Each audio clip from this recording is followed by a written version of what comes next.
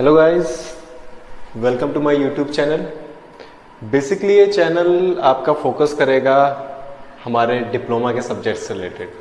हमारे जितने भी डिप्लोमा के सब्जेक्ट्स होते हैं, आज तक कोई ऐसा चैनल नहीं आया जो डिप्लोमा के सब्जेक्ट्स आपके कवर करता हो। तो ये चैनल आपका डिप्लोमा के कुछ पर्टिकुलर सब्जेक्ट्स जो आपके सिविल और मैकेनिकल इंजीनियरिंग के हैं उन्हें कवर करेगा। आज जो हम अपना सब्जेक्ट स्टार्ट कर रहे हैं वो कर रहे हैं फ्लूइड मैकेनिक्स, जो हमारा civil engineering second year diploma का सब्जेक्ट है। इम्पॉर्टेंट पॉइंट ये है इसमें कि ये इम्पॉर्टेंट सब्जेक्ट है हमारा, अगर मैं देखूं एग्जाम पॉइंट ऑफ व्यू से भी और साथ साथ कंपटीशन पॉइंट ऑफ व्यू से भी। सेम यही सब्जेक्ट एज इट इज़ आपका मैकेनिकल में भी चलता है, बस थोड़ा सा नाम चेंज हो जाता है, उसका नाम है हाइड्रोलिक्स एंड हाइड्रोलिक मशीन। अगर मैं बात करूं मैकेनिकल की, तो मैकेनिकल वाले भी यहाँ से कुछ ना कुछ गेन कर सकते हैं, साथ ही साथ फ्लूइड वाले या सिविल वाले भी आपके यहाँ से कुछ ना कुछ गेन कर सकते हैं। तो आइए स्टार्ट करते हैं अपना टॉपिक या अपना सब्जेक्ट फ्लूइड मैकेनिक्स। आज हम स्टार्ट करेंगे अपना चैप्टर 1 अकॉर्डिंग टू आपके सिलेबस। चैप्टर 1 स्टार्ट करेंगे introduction to fluid mechanics. Introduction to FM, short में बोलते हैं एफएम, फ्लूइड मैकेनिक्स। तो सबसे पहले बात करते हैं कि भाई फ्लूइड हम पढ़ क्यों रहे हैं। फ्लूइड हम पढ़ क्यों रहे कि भाई सिविल वाले हैं, सिविल वालों को फ्लूइड की क्या जरूरत है। सिविल वालों को फ्लूइड की कहाँ पे जरूरत आती है, जब हम कोई स्ट्रक्चर बनाते हैं। ठीक है, कोई हम स्ट्रक्चर बना रहे हैं तो अब देखो फ्लूइड की जब बात होती है तो केवल लिक्विड की बात नहीं होती है। जब हम फ्लूइड की बात करते हैं तो हम केवल लिक्विड की बात नहीं करते हैं, हम साथ में गैस की बात भी करेंगे। हम साथ में गैस की बात भी करेंगे। तो जब कोई स्ट्रक्चर बनाते हैं सिविल वाले, कोई स्ट्रक्चर बनाएंगे हम, तो उस टाइम पे मान लीजिए कोई ऐसा जोन है जहां पे फ्लड आती हो, जहां पे साइक्लोन्स आते हो या विंड बहुत तेज चलती हो, विंड जो है आपकी बहुत तेज चलती हो, तो उस एरिया में आप किस तरह का स्ट्रक्चर बनाओगे, किस तरह आप लोड कैलकुलेशन करोगे, क्या आपका सारी चीजें निकल के आएंगी, वो आपका फ्लूइड मैकेनिक्स इसलिए इंपॉर्टेंट है आपके लिए। आप ये सारी चीजें इस वजह से फ्लूइड मैकेनिक्स में पढ़ते हो। अगर मैं बात करूं स्टेट्स ऑफ मैटर, आपने 10th में पढ़ा होगा स्टेट्स ऑफ मैटर, कि मैटर को या कोई भी एलिमेंट को हम किस तरह से क्लासिफाई कर सकते हैं। तो मुझे पता है मैं उसे 3 स्टेट में क्लासिफाई करता हूं, सबको याद होगा, सॉलिड, दूसरा होता है लिक्विड और तीसरा है हमारा गैस स्टेट में। 3 स्टेट होती है हमारी, सॉलिड, लिक्विड और गैस स्टेट। तो अगर मैं बात करूं सॉलिड की, सॉलिड में क्या होता है हमारा, सॉलिड में हमारे जो force of attraction between molecules है, अगर मैं बात करता हूं force of attraction between molecules क्या होता है, बहुत ज्यादा होता है। Force of attraction between molecules क्या होता है, बहुत ज्यादा होता है, जिसकी वजह से वो एक दूसरे से क्या करते हैं, चिपके रहते हैं। आपने देखा ना सॉलिड पार्टिकल्स, ये मार्कर, ये क्या है, एक सॉलिड तो है, ये देखो बहुत क्लोजली पैक्ड है इसके पार्टिकल्स, बहुत क्लोजली पैक्ड है इसके पार्टिकल्स आपस में एक दूसरे के। वही बात जब लिक्विड की होती है, तो लिक्विड का अरेंजमेंट कैसा होता है, कुछ ऐसा होता है कि जो आपके लिक्विड के पार्टिकल्स है वो थोड़ा एक दूसरे से दूर दूर होते हैं। जो लिक्विड के पार्टिकल्स है वो एक दूसरे से क्या होते हैं, थोड़ा दूरी पे होते हैं। थोड़ा दूरी पे है मतलब जो उनके बीच में फोर्स ऑफ अट्रैक्शन है, force of attraction between molecules, between molecules क्या होता है, बहुत कम होता है। Force of attraction between molecules बहुत कम होता है उनके बीच में, कंपैरेटिव टू सॉलिड्स। ठीक है, इतना कम भी नहीं है कि वो बिल्कुल ही इधर उधर भाग जाए, कंपैरेटिव टू सॉलिड्स कम होता है। और वही जब हम गैसेस की बात करते हैं, एक पार्टिकल यहां है, एक पार्टिकल यहां है, एक पार्टिकल यहां है, इनके उसमें जो फोर्स ऑफ अट्रैक्शन है नेग्लिजिबल होता है। जो फोर्स ऑफ अट्रैक्शन है नेग्लिजिबल होता है। ठीक है, बहुत ही कम होता है, ना के बराबर, इसमें बोल सकते हो ना के बराबर है। अब अगर मैं एग्जांपल लूं सॉलिड का, ये हमारा जो मार्कर है सॉलिड है, जो हम पानी पीते हैं, जो हम वाटर पीते हैं, वो हमारा क्या है, लिक्विड है। और अगर मैं गैस की बात करूं, इस रूम में या जहां आप बैठे हो उस रूम में क्या है, एयर भरी हुई है, वही तो आपकी गैस है, वो आपकी क्या है, गैस है। तो आपके पास 3 स्टेट्स ऑफ मैटर आ गए, सॉलिड, लिक्विड एंड गैस। पर यहां पे हमें फ्लूइड की बात करनी है। फ्लूइड क्या है, लिक्विड और गैस। फ्लूइड क्या है, लिक्विड और गैस। तो हमें यहां पे बात करनी है लिक्विड और गैस की, ठीक है। उससे पहले डिस्कस कर लेते हैं कि भाई फ्लूइड मैकेनिक्स आखिर है क्या। तो हम बात कर रहे थे फ्लूइड मैकेनिक्स की। तो फ्लूइड मैकेनिक्स क्या है, फ्लूइड मैकेनिक्स को अगर मैं डिफाइन करना चाहूं तो फ्लूइड मैकेनिक्स क्या है, इंजीनियरिंग साइंस, ठीक है, साइंस नहीं आएगा केवल, इंजीनियरिंग साइंस की वो ब्रांच है जो किसके साथ डील करती है, फ्लूइड के साथ, इन रेस्ट और इन मोशन। किसके साथ डील करती है, engineering science which deals with fluid in rest और in motion and forces acting on it, and forces acting on it, इसके साथ डील करती है। उसको हम बोलते हैं फ्लूइड मैकेनिक्स। उस ब्रांच को हम बोलते हैं फ्लूइड मैकेनिक्स, ठीक है, समझ में आया। आगे बात करते हैं कैटेगराइज कैसे करते हैं फ्लूइड मैकेनिक्स को। कैटेगराइज, अगर मैं इसको बांटना चाहूं तो मैं इसको बांट भी सकता हूं। 3 पार्ट में मैं इसको डिवाइड करता हूं। फर्स्ट पार्ट मेरा होता है फ्लूइड स्टैटिक्स। फर्स्ट पार्ट मेरा होता है फ्लूइड स्टैटिक्स। सेकंड पार्ट है मेरा फ्लूइड काइनेमेटिक्स और थर्ड पार्ट होता है मेरा फ्लूइड डायनेमिक्स।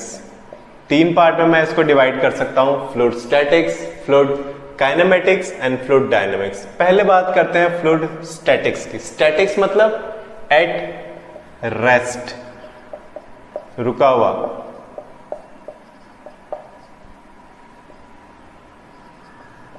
रुका हुआ, जो रुक रखा है, जो बह नहीं रहा है, एक जगह पानी इकट्ठा है। जब हम हमारा वाटर या फ्लूइड क्या होता है, रेस्ट पे होता है, जब हम उस टाइम पे उसकी स्टडी करते हैं तब हम उसको बोलते हैं फ्लूइड स्टैटिक्स। उस टाइम पे उसे बोला जाता है फ्लूइड स्टैटिक्स। नेक्स्ट आते हैं फ्लूइड काइनेमेटिक्स पे। फ्लूइड काइनेमेटिक्स क्या है, फ्लूइड काइनेमेटिक्स है जब हम बात करते हैं मोशन की, जब हम बात करते हैं मोशन की, जैसे हमारा एक्सेलरेशन हो गया या वेलोसिटी हो गई।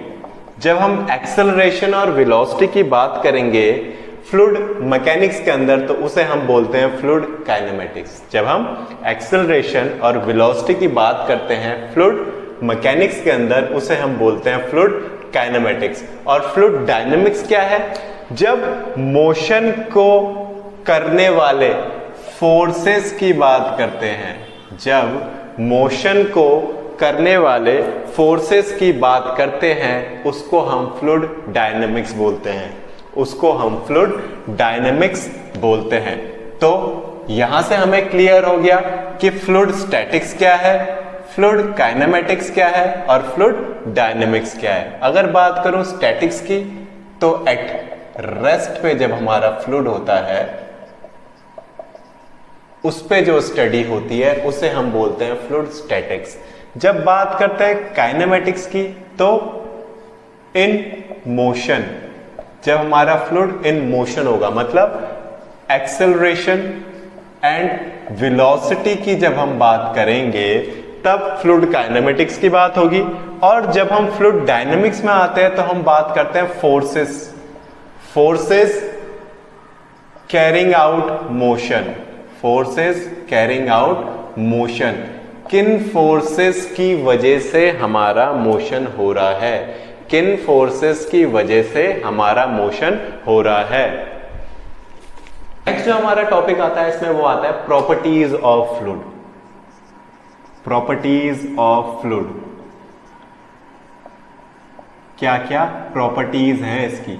बहुत सारी प्रॉपर्टीज होती है हमारी फ्लूइड की, अगर मैं बात करूं, ठीक है, डेंसिटी की बात करता हूं उसकी, और आपका स्पेसिफिक वेट की बात करता हूँ, स्पेसिफिक ग्रेविटी की बात करता हूँ, स्पेसिफिक वॉल्यूम की बात करता हूँ, कंप्रेसिबिलिटी की बात करता हूँ, कैविटेशन की बात करता हूँ, सरफेस टेंशन की बात करता हूँ। बहुत सारी प्रॉपर्टीज हमने पढ़नी है, विस्कोसिटी हमारा आएगा।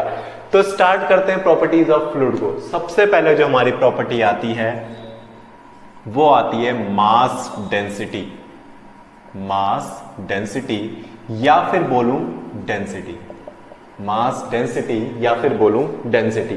अब हमारा मास डेंसिटी या डेंसिटी क्या होती है, या आपने पढ़ रखा है या आपने 10th साइंस में अपना पढ़ के आए हो आप लोग कि डेंसिटी एक्चुअली होती क्या है।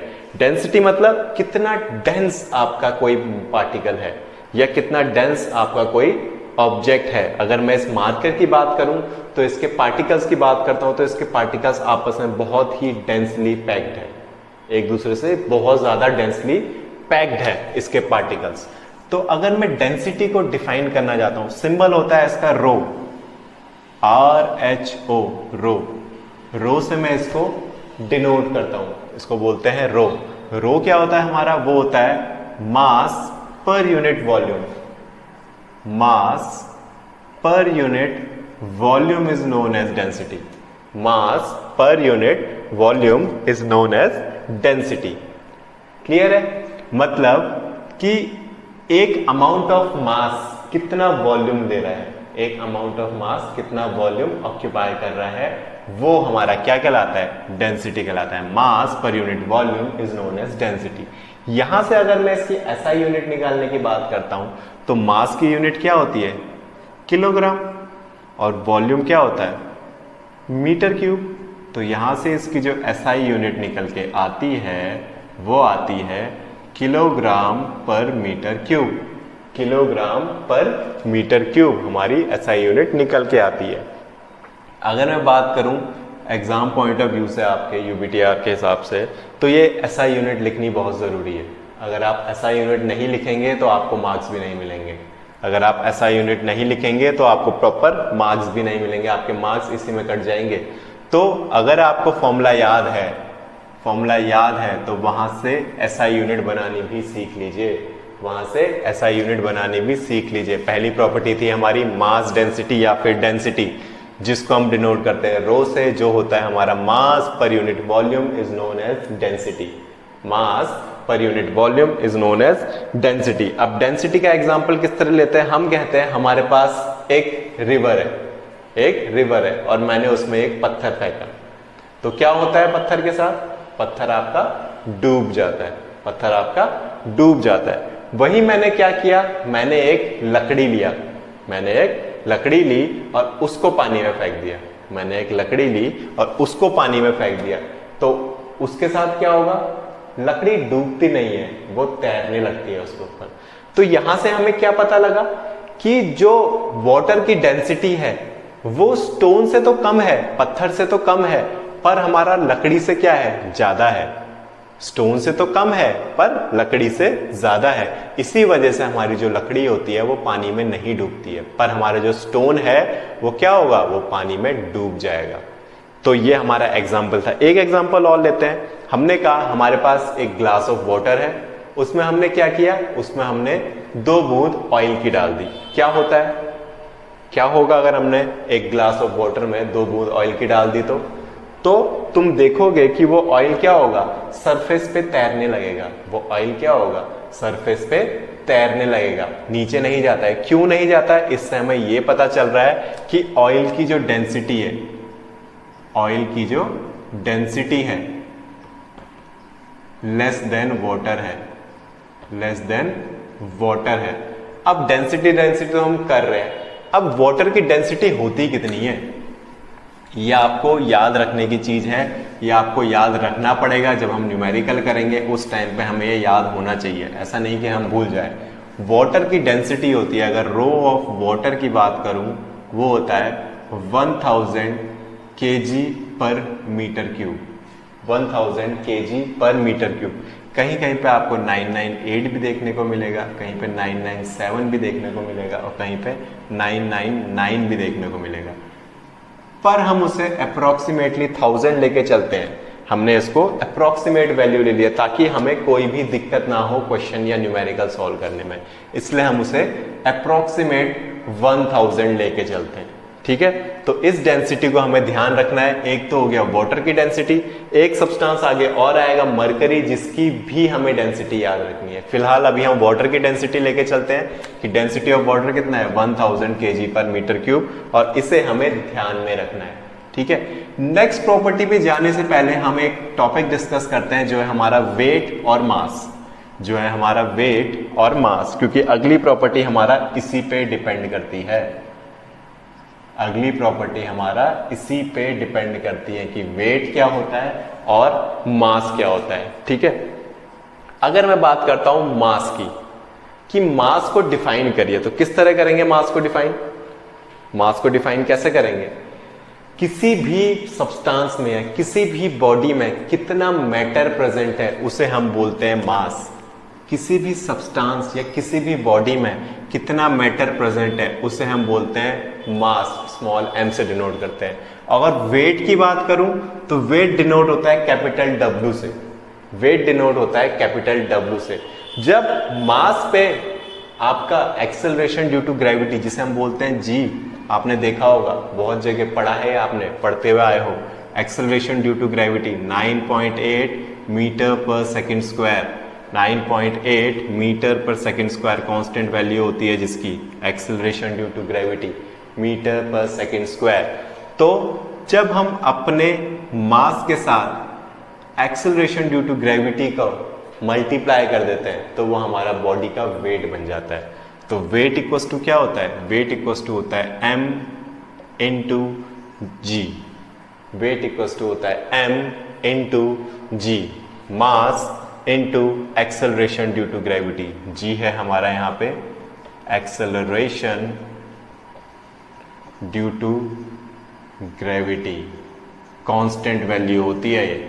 ग्रेविटी की वजह से कोई भी चीज ऊपर जाती है तो वो नीचे आती है। क्यों आती है? क्योंकि एक ग्रेविटेशनल पुल लगता है जो उसे अर्थ के सेंटर की तरफ अट्रैक्ट करता है। या आपने 10th में पढ़ रखा है, सेंट्रीपिटल फोर्स आपने पढ़ा होगा वहां पे, या आपका ग्रेविटेशन एक चैप्टर था 10th में, आपने वहां पे पढ़ा है। तो हमारा ये डिफरेंस है वेट और मास में। आगे बढ़ते हैं नेक्स्ट प्रॉपर्टी की तरफ जो हमारा इसी चीज पे फोकस कर रही है, वेट और मास पे। जो हमारी प्रॉपर्टी है जिसका नाम है स्पेसिफिक वेट, जिसका नाम है स्पेसिफिक वेट, डिनोट करते हैं स्मॉल w से, डिनोट करते हैं स्मॉल w से। स्मॉल w इक्वल्स टू होता है weight of fluid upon volume of fluid, weight of fluid upon volume of fluid, capital W upon capital V। Weight of fluid upon volume of fluid equals to होता है हमारा specific weight के बराबर। और अगर मैं इसको लिखना चाहूं तो W को लिख सकता हूं m इंटू जी अपॉन V। और अगर मैं बात करूं m बाय V की, अगर मैं बात करूं m बाय V की, तो m बाय V क्या था? अभी हमने इससे पहले जो प्रॉपर्टी पढ़ी, m बाय V क्या था? हमारा डेंसिटी थी। तो यहां से हमारा क्या निकल के आया? अगर मैं m बाय V को रो बोल देता हूं तो यहां से निकल के आया W की वैल्यू कितनी आ गई? रो इंटू जी। W की वैल्यू कितनी आ गई? रो इंटू जी। तो रो इंटू जी हमारा होता है स्पेसिफिक वेट, रो इंटू जी हमारा होता है स्पेसिफिक वेट। अगर बात करूं इसकी SI यूनिट की, अगर बात करूं इसके SI यूनिट की, तो इसकी SI यूनिट कितनी होगी? SI यूनिट कितनी है? रो की यूनिट कितनी थी? kg पर मीटर क्यूब, और जी क्या भी बताई थी? मीटर पर सेकंड स्क्वायर। तो kg मीटर पर सेकंड स्क्वायर को हम बोल सकते हैं न्यूटन और मीटर क्यूब। तो SI यूनिट कितनी आ गई इसकी? SI यूनिट आ गई इसकी न्यूटन पर मीटर क्यूब। अब kg मीटर पर सेकंड स्क्वायर न्यूटन, ये कैसे आया? kg मीटर पर सेकंड स्क्वायर न्यूटन, ये कैसे आया? आपने पढ़ा होगा second law of Newton. Newton का सेकंड लॉ याद है सबको? न्यूटन का सेकंड लॉ क्या होता है? न्यूटन का सेकंड लॉ बोलता है, क्या बोलता है न्यूटन का सेकंड लॉ? वो बोलता है F equals to mass into acceleration. वो बोलता है मास इंटू एक्सेलरेशन, और कहीं कहीं पे इसको लिख देता है m इंटू जी भी। मास क्या होता है? kg, g क्या होता है? मीटर सेकंड स्क्वायर, तो फोर्स की यूनिट क्या निकल के आती है, न्यूटन। एन से डिनोट करते हैं वहां पे फोर्स की यूनिट को, तो ये किसके बराबर है, केजी मीटर सेकंड स्क्वायर के बराबर तो है। जो हमारी यहाँ पे डब्ल्यू की यूनिट आई है वो भी तो यही थी, रो कितना था, केजी पर मीटर क्यूब, जी की वैल्यू कितनी है, मीटर पर सेकंड स्क्वायर, तो KG metre second square, KG metre second square जो हमारा क्या है, न्यूटन है। तो यहां से हमारी इसकी एसआई यूनिट आई है। जो हमारी सेकंड प्रॉपर्टी थी स्पेसिफिक वेट, यहां से ये प्रॉपर्टी निकल के आई है। ठीक है, तो हमारी स्पेसिफिक वेट की यूनिट क्या है, वो है न्यूटन पर मीटर क्यूब, न्यूटन पर मीटर क्यूब। नेक्स्ट प्रॉपर्टी आती है हमारी यहाँ पे तीसरी प्रॉपर्टी, थर्ड प्रॉपर्टी की बात करते हैं, वो आता है हमारा specific volume. Specific volume denote करते हैं स्मॉल v से, डिनोट करते हैं स्मॉल v से। अब ये क्या होता है, ये होता है volume of fluid, volume of fluid upon weight of fluid, volume of fluid upon weight of fluid. ये जस्ट उल्टा हो गया किसका, इससे पहले जो हमने प्रॉपर्टी पढ़ी थी स्पेसिफिक वेट, जस्ट उसका उल्टा हो गया, volume upon W equals to volume upon M into g. अब मैं क्या करता हूं, इस V को इसके नीचे ले आता हूं। ठीक है, तो हमारी इक्वेशन क्या बन गई स्मॉल v की, वो बन गई 1 upon m upon v into g. और m अपॉन v अभी हमने देखा था क्या होता है, रो होता है। तो इक्वेशन आ गई 1 अपॉन रो जी, या फिर small v equals to 1 upon small w, small v equals to 1 upon small w। और इसकी एसआई यूनिट क्या आ गई, एसआई यूनिट कितनी आ गई इसकी, जो इससे पहले वाली की थी वो क्या थी, न्यूटन पर मीटर क्यूब। स्पेसिफिक वेट की यूनिट क्या थी, न्यूटन पर मीटर क्यूब। ये क्या हो गया, रेसिप्रोकल हो गया, यानी मीटर क्यूब पर न्यूटन इसकी हमारी एसआई यूनिट हो गई। मीटर क्यूब पर न्यूटन हमारी क्या हो गई, एसआई यूनिट हो गई इसकी। क्लियर है ये वाला टॉपिक भी। तीसरी प्रॉपर्टी हमने कर लिया स्पेसिफिक वॉल्यूम। अगली प्रॉपर्टी की तरफ बढ़ते हैं, जो है हमारी स्पेसिफिक ग्रेविटी। चौथी प्रॉपर्टी हमारी आती है इसमें निकल के, वो है स्पेसिफिक ग्रेविटी, डिनोट करते हैं स्मॉल एस। तो हम बात कर रहे थे स्पेसिफिक ग्रेविटी के बारे में, डिनोट करते हैं इसको हम कैपिटल एस से, कैपिटल एस से। और कैपिटल एस इक्वल्स टू क्या होता है, specific weight, specific wait of fluid, specific weight of fluid upon specific weight, specific weight of standard fluid,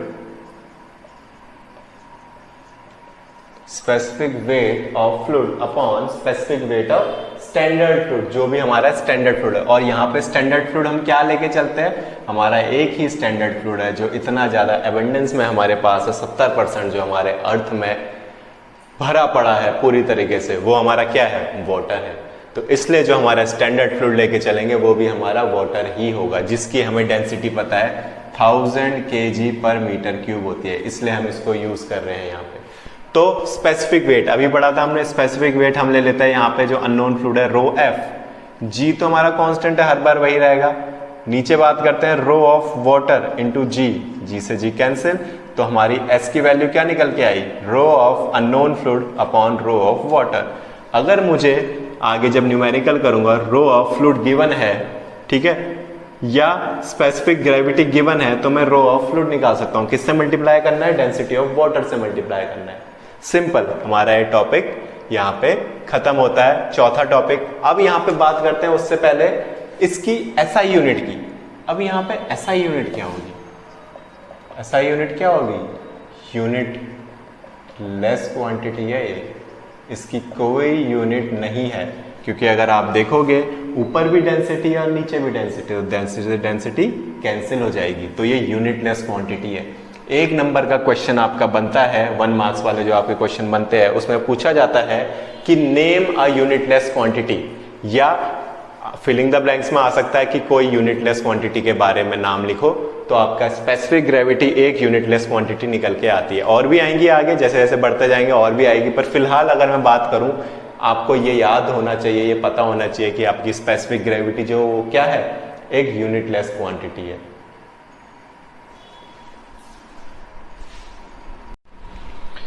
तो चलिए अपनी नेक्स्ट प्रॉपर्टी पे जाने से पहले कुछ न्यूमेरिकल सॉल्व कर लेते हैं। जो अभी तक हमने प्रॉपर्टीज की बात करी, हमने कौन कौन सी प्रॉपर्टीज की बात करी? डेंसिटी की बात करी, या उसे मास डेंसिटी भी बोलते हैं, डेंसिटी की बात करी, मास डेंसिटी भी बोलते हैं।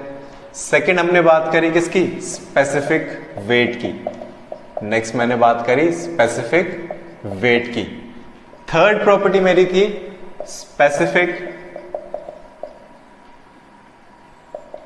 वॉल्यूम, और फोर्थ प्रॉपर्टी जो मैंने पढ़ी थी वो पढ़ी थी स्पेसिफिक ग्रेविटी। इसका एक नाम और होता है जो है रिलेटिव डेंसिटी, इसको रिलेटिव डेंसिटी बोलते हैं, और हमने देखा था ये यूनिटलेस क्वांटिटी होती है। तो हमने ये चार प्रॉपर्टीज कर ली है। अगली प्रॉपर्टी पे जाने से पहले हम न्यूमेरिकल कर लेते हैं, जो एग्जाम पॉइंट ऑफ व्यू से भी इंपॉर्टेंट है, क्योंकि 3 मार्क्स में क्वेश्चन पूछ लिया जाता है। 3 मार्क्स में जनरली क्वेश्चन पूछ लिया जाता है कि जैसे हमने क्वेश्चन बोर्ड पे लिख रखा है ऑलरेडी, आपको दिख रहा होगा, if 3.7 metre cube of oil, 3.7 metre cube, ये क्या दे रखा है? ये हमें दे रखा है वॉल्यूम। वॉल्यूम दे रखा है मुझे, V की वैल्यू दे रखी है 3.7 metre cube of oil weighs इतना 34.25 किलोमीटर, यानी वेट दे दिया। कैपिटल W की वैल्यू दे दी 34.25 kilo newton. Calculate its specific weight. Specific weight क्या होता है? Small w। स्मॉल w निकालना है। स्पेसिफिक वॉल्यूम क्या होता है? स्मॉल v निकालना है। मास डेंसिटी रो निकालना है, और साथ ही क्या निकालनी है? रिलेटिव डेंसिटी यानी S निकालना है। तो ये चार चीजें हमें फाइंड आउट करनी है इस क्वेश्चन में। तो देखो, क्वेश्चन को करने का सही तरीका यही है कि पहले आप क्या करें, जो जो आपको गिवन क्वांटिटीज है वो लिख ले, और साथ ही साथ जो जो आपको फाइंड आउट करना है उसको भी लिख ले। तो अगर मैं स्टार्ट करता हूं अपना क्वेश्चन, तो मुझे क्या दे रखा है? वॉल्यूम दे रखा है और वेट दे रखा है। वेट और मास में हमने डिफरेंस कल भी देखा था।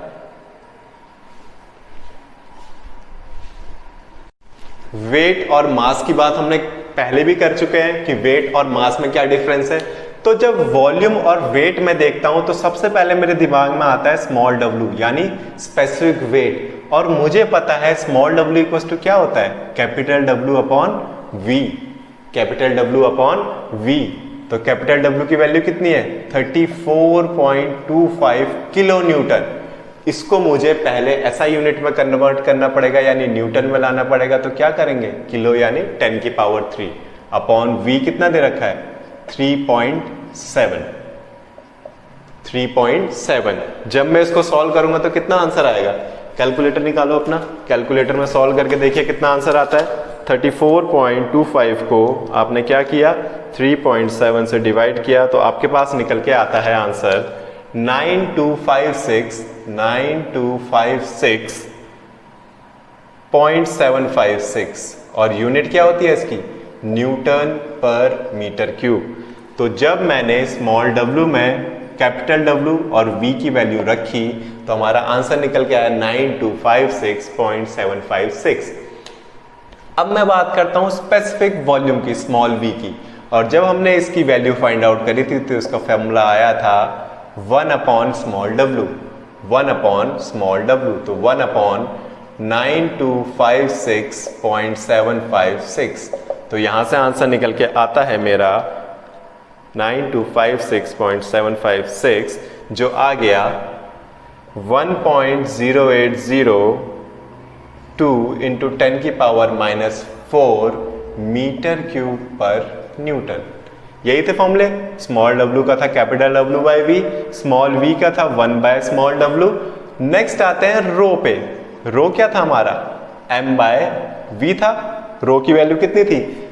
m बाय v थी। अब मेरे को v की वैल्यू तो पता है, पर m की वैल्यू नहीं पता। V की वैल्यू तो पता है पर M की वैल्यू नहीं पता। एक फॉर्मूला मुझे पता है कि कैपिटल W इक्वल टू क्या होता है, M इंटू जी होता है। कैपिटल W क्या होता है, M इंटू जी होता है। तो M इक्वल टू कितना हो जाएगा, capital W upon g, capital W upon g. तो M की जगह मैं रख सकता हूं value capital W upon g. तो रो की वैल्यू कितनी आ गई, this implies rho equal to capital W upon g into V। और कैपिटल W की वैल्यू कितनी थी, 34.25 इंटू 10 की पावर 3। G की वैल्यू कांस्टेंट होती है 9.8 और V की वैल्यू कितनी है 3.7। 34.25 इंटू 10 की पावर 3 अपॉन 9.8 इंटू 3.7। तो इसको सॉल्व कर लेते हैं, आंसर आएगा मेरे पास निकल के, ये आ रहा है मेरा 944.56 kg पर मीटर क्यूब। तो मेरी डेंसिटी जो निकल के आई वो आई 944.56 kg पर मीटर क्यूब। अब क्या बचा, हमने स्पेसिफिक वेट निकाल दिया, स्पेसिफिक वॉल्यूम निकाल दिया, डेंसिटी निकाल दी, बची क्या, स्पेसिफिक ग्रेविटी। तो स्पेसिफिक ग्रेविटी का क्या फॉर्मूला होता है, हमने देखा था स्पेसिफिक ग्रेविटी का फॉर्मूला क्या होता है, S equals to rho of unknown fluid upon rho of standard fluid, जो क्या होता है हमारा वाटर। तो रो ऑफ अननोन फ्लूइड कितना है 944.56 और रो ऑफ वाटर कितना होता है मेरा 1000 kg पर मीटर क्यूब। तो मेरा आंसर कितना आ गया 0.944। S की वैल्यू कितनी आ गई 0.944। तो यहाँ पे मेरी सारी वैल्यूज मैंने निकाल दी। 3 मार्क्स में जनरली ये क्वेश्चन पूछा जाता है, इंपॉर्टेंट है एग्जाम पॉइंट ऑफ व्यू से। ठीक है, सिंपल, आपको बस स्टेप बाय स्टेप आगे बढ़ना है। सबसे पहले गिवन क्वांटिटीज लिखो क्या क्या है, उसके बाद क्या फाइंड आउट करना है वो लिखिए और धीरे धीरे स्टेप बाय स्टेप आगे बढ़ते जाइए, आपको आपका आंसर मिल जाएगा। चलिए एक न्यूमेरिकल और कर लेते हैं इसका। क्वेश्चन है हमारे पास, if the specific gravity of a fluid is 1.62। इस बार आपको क्या दे दिया है, स्पेसिफिक ग्रेविटी दे दी है, यानी S की वैल्यू दे दी है कितनी 1.62। कैलकुलेट इट्स मास डेंसिटी यानी रो की वैल्यू निकालनी है, साथ ही साथ स्पेसिफिक वेट यानी स्मॉल w निकालना है, और क्या निकालना है स्पेसिफिक वॉल्यूम यानी स्मॉल v निकालना है। तो इस बार मुझे क्या दिया है, स्पेसिफिक ग्रेविटी यानी कैपिटल S की वैल्यू दे दी है। और कैपिटल S का फॉर्मूला क्या होता है हमारा, rho of unknown fluid upon rho of standard fluid, जो कि हमारा वाटर होता है। S की वैल्यू दे दी 1.3। चीज यूनिट्स आपको कहीं पे भी नहीं छोड़नी है, यूनिट्स आपको कहीं पे भी नहीं छोड़नी है। अगर आपने यूनिट छोड़ दी तो आपका क्वेश्चन इनकम्प्लीट है या आपका आंसर इनकम्प्लीट है और आपको मार्क्स भी आधे अधूरे ही मिलेंगे। इजी क्वेश्चंस हैं, स्कोरिंग क्वेश्चंस हैं, पूछे जाएंगे तो आप इजीली सॉल्व कर सकते हो। तो हमने अपनी 4 प्रॉपर्टीज कर ली, उसके साथ साथ उनसे रिलेटेड न्यूमेरिकल्स भी कर लिए। अब जो हमारा नेक्स्ट लेक्चर जो हम लेंगे या नेक्स्ट वीडियो जो आएगा उसमें हम रेस्ट बची हुई प्रॉपर्टीज की बात करेंगे, जैसे हमारी विस्कोसिटी हो गई, वेपर प्रेशर हो गया, सरफेस टेंशन हो गई, कोहेशन, एडेशंस, इनकी बात करेंगे। तो ये हमारा वीडियो आप लाइक कीजिए, सब्सक्राइब कीजिए। तो हमारा नेक्स्ट जो लेक्चर होगा वो होगा विस्कोसिटी के ऊपर। तब तक इस वीडियो को आप देख लीजिए, समझ लीजिए। अगर कुछ समझ नहीं आता है तो कमेंट्स में आप कमेंट्स कर सकते हैं, आप पूछ सकते हैं। देखिए फिलहाल तो अभी हमने फ्लूइड मैकेनिक्स से स्टार्ट किया है, पर धीरे धीरे हम और सब्जेक्ट्स की तरफ भी जाएंगे और सब्जेक्ट्स भी कवर करने की कोशिश करेंगे।